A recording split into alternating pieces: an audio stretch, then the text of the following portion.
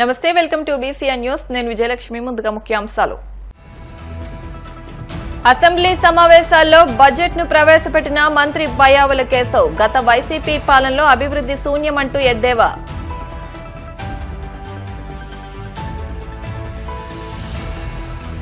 చిత్తూరు జిల్లాలో 50% పూర్తయిన గృహ నిర్మాణాలు. పేదల ఇళ్లపై సమీక్ష నిర్వహించిన మంత్రి కొలుసు పార్థసారథి.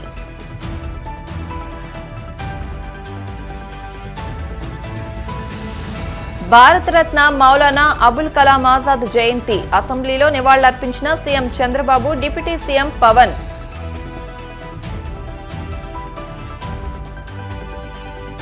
బంగాళాఖాతంలో అల్పపీడనం ఏర్పడే అవకాశం. 3 రోజుల పాటు వర్షాలు కురిసే అవకాశం ఉందని వాతావరణ శాఖ అంచనా.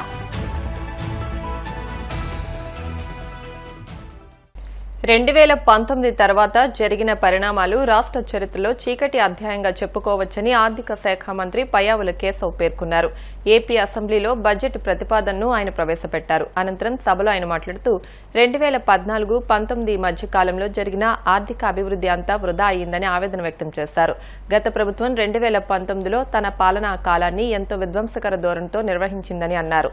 ప్రజావేదికను కూల్చివేసిందని, విద్యుత్ కొనుగోలు ఒప్పందాలను రద్దు చేసిందని, 3 రాజధానుల నమూనాతో ప్రజలను అయోమయానికి గురి చేశారని పేర్కొన్నారు. పారిశ్రామిక వ్యతిరేక విధానాన్ని అనుసరించి పెట్టుబడిదారుల విశ్వాసాన్ని, రాష్ట్ర విలువలను దెబ్బతీశారని వాపోయారు. నీటిపారుదల రంగాన్ని పూర్తిగా విస్మరించడంతో రాష్ట్రాభివృద్ధికి దోహదపడే పరిశ్రమలు విడిచి వెళ్లిపోయాయని అన్నారు. 2019 తర్వాత జరిగిన పరిణామాలు మన రాష్ట్ర చరిత్రలో ఒక చీకటి దిశగా చెప్పుకోవచ్చు.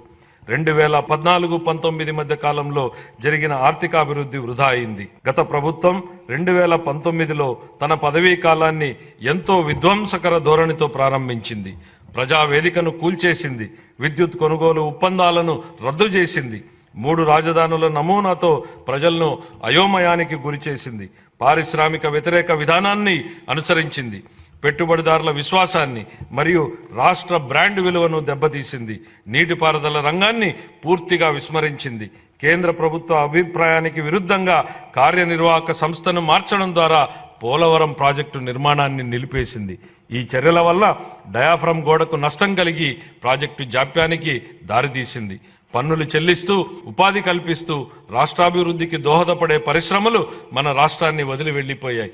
ఈ చర్యలు పెట్టుబడిదారులను మరియు ప్రపంచ ఆర్థిక సంస్థలను రాష్ట్రంలో స్థిరమైన పెట్టుబడులు పెట్టనివ్వకుండా చేశాయి. ఫలితంగా మన రాష్ట్రం ఆర్థిక పరిస్థితి విచ్ఛిన్నమైంది. ఈ సందర్భంగా కౌటిల్యుడి మాటలను ఒకసారి గుర్తు చేసుకుందాం. సంపదకు మూలం ఆర్థిక కార్యకలాపాలే. అవి లేకపోవడం వనరుల సమీకరణకు ఇబ్బందులు తెచ్చిపెడుతుంది. ఫలవంతమైన ఆర్థిక కార్యకలాపాలు లేకపోతే ప్రస్తుత శ్రేయస్సు మరియు భవిష్యత్ రెండూ నాశనమయ్యే ప్రమాదం ఉంది. ద్రవ్యం చలామణిలో ఉన్నప్పుడే ఆర్థిక వ్యవస్థలో సంపద సృష్టి జరుగుతుంది. ఇది జరగాలంటే ప్రాజెక్టుల అమలు తప్పనిసరి. కానీ గత ప్రభుత్వం ఉత్పాదకత మూలధన వ్యయాన్ని నిలిపివేయడం ద్వారా 2014-19 సంవత్సరాల మధ్య అత్యంత వేగంగా అభివృద్ధి చెందుతున్న రాష్ట్రాలలో ఒకటిగా ఉన్న మన రాష్ట్ర ఆర్థిక వ్యవస్థ 2019-24 సంవత్సరాల మధ్య గడ్డు స్థితికి చేరుకోవడానికి కారణమయ్యింది. గత ప్రభుత్వం రాష్ట్ర వనరుల దుర్వినియోగం మరియు నిధులను పక్కదారి పట్టించడం వంటి చర్యలతో పేలవమైన పాలన చేయడం జరిగింది. కేంద్ర ప్రాయోజిత పథకాలను నిధులను మళ్లించడమే కాక అందుకు సరిపోయే రాష్ట్ర వాటాను కూడా విడుదల చేయలేదు. కార్పొరేషన్ల నిధుల మళ్లింపు, రాష్ట్ర ఆర్థిక వ్యవహారాల దుర్వినియోగం వంటి చర్యలు అధిక రుణభారానికి దారితీశాయి. ప్రభుత్వ ఆస్తులను తాకట్టు పెట్టడం, స్థానిక సంస్థల నిధుల మళ్లింపు వంటి చర్యలకు పాల్పడడంతో పాటు బిల్లుల చెల్లింపు కోసం ప్రభుత్వానికి వ్యతిరేకంగా వాద్యాలు వేయడం వలన గుత్తేదారులకు నమ్మకం లోపించి ప్రభుత్వంపై విశ్వాసం సన్నగిల్లింది. గత ప్రభుత్వం అధికారం నుండి వైదొలిగే నాటికి మన రాష్ట్ర ఆర్థిక వ్యవస్థ పతనం అంచున ఉంది.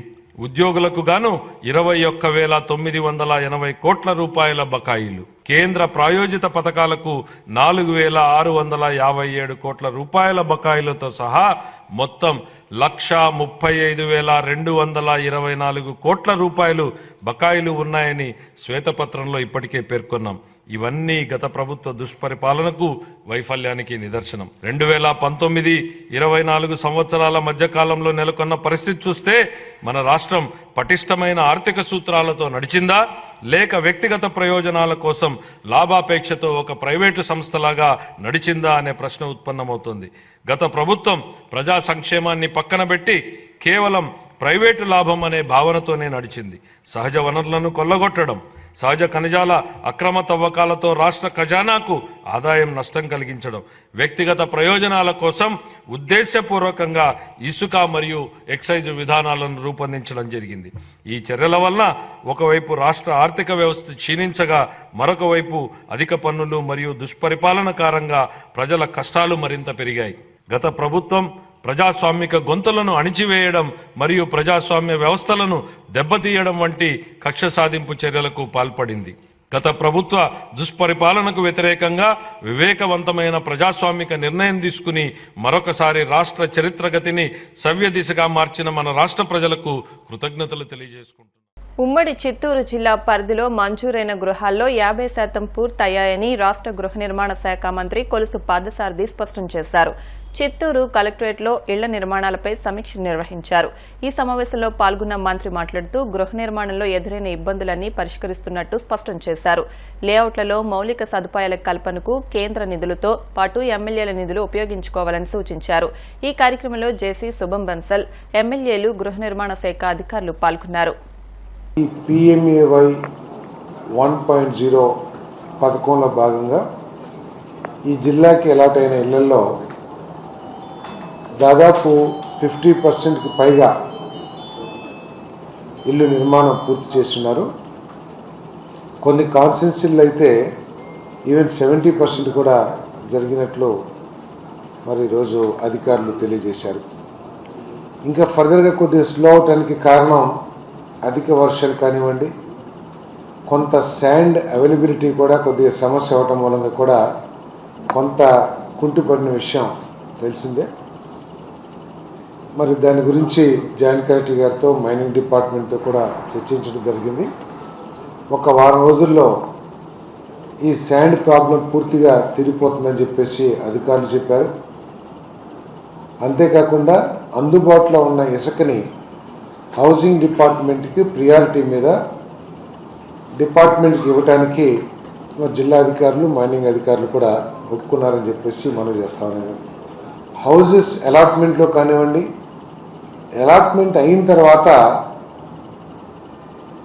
చేతులు మారటం కానీ, ఆ పట్టాలు బినామీల పేరు మీద ఇల్లు నిర్మించుకుంటాం కానీ, కొన్ని చోట్ల ఇల్లు కట్టుకోకుండా పేమెంట్లు కూడా డ్రా చేశారని చెప్పేసి రకరకాల అవకతవకలు గత ప్రభుత్వంలో జరిగిన వాటి గురించి మా సమావేశం దృష్టికి తీసుకొచ్చారు.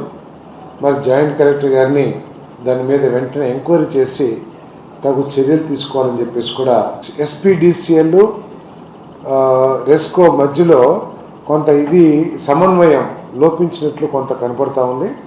మరి వెంటనే అక్కడ ఈ హౌసింగ్ డిపార్ట్మెంట్ కట్టిన ఇళ్ళకి కావాల్సిన లోడ్కి అనుగుణంగా సబ్స్టేషన్ల నిర్మాణానికి చర్యలు తీసుకోమని చెప్పేసి కూడా చెప్పడం జరిగిందని చెప్పేసి మనం చేస్తామని. రాబోయే రోజుల్లో ఈ కాలనీస్లో ఉన్న ఇన్ఫ్రాస్ట్రక్చర్ కోసం సెంట్రల్ గవర్నమెంట్ స్కీమ్స్ ఏదైతే ఉన్నాయో JJM, అదేవిధంగా NRGS, అమృత్, ఈ స్కీమ్స్ని అనుసంధానించి ఇంటిగ్రేట్ చేసి ఈ ఇన్ఫ్రాస్ట్రక్చర్ డెవలప్మెంట్ చేస్తానికి ప్రయత్నం చేస్తామని చెప్పేసి తెలియజేశాం.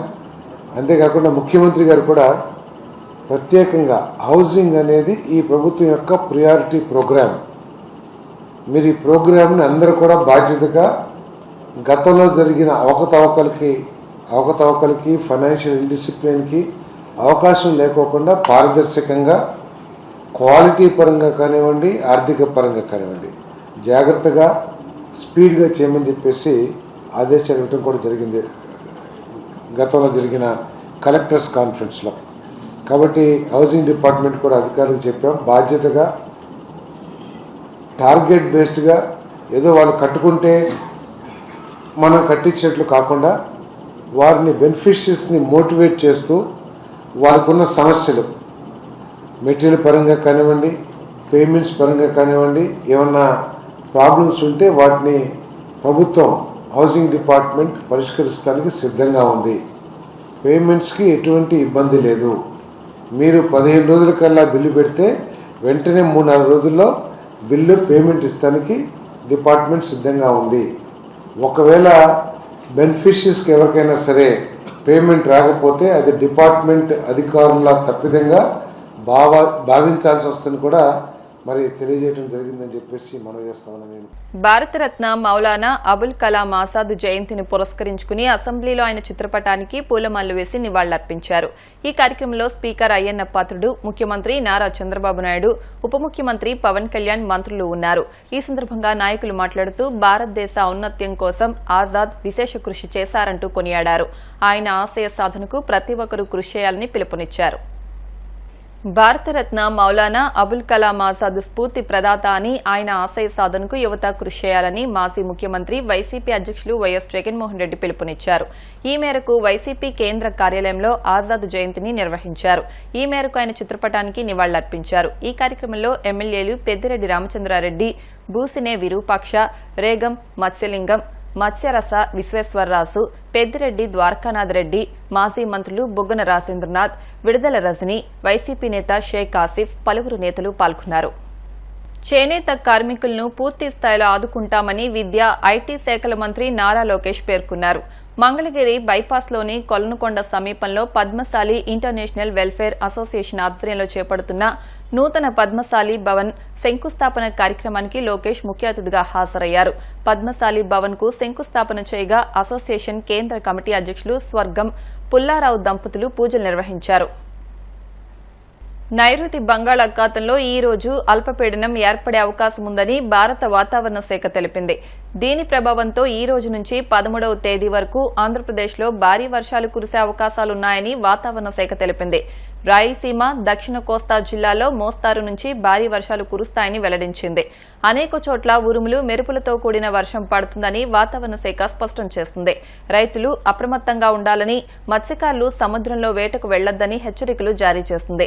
అల్పపీడన ప్రభావంతో రాయలసీమ, కోస్తాంధ్ర ప్రాంతాల్లో భారీ వర్షాలు కురుస్తాయని ప్రజలు అలర్ట్ గా ఉండాలని సూచించింది. ఇప్పుడు కాసేపు ప్రకటనలు.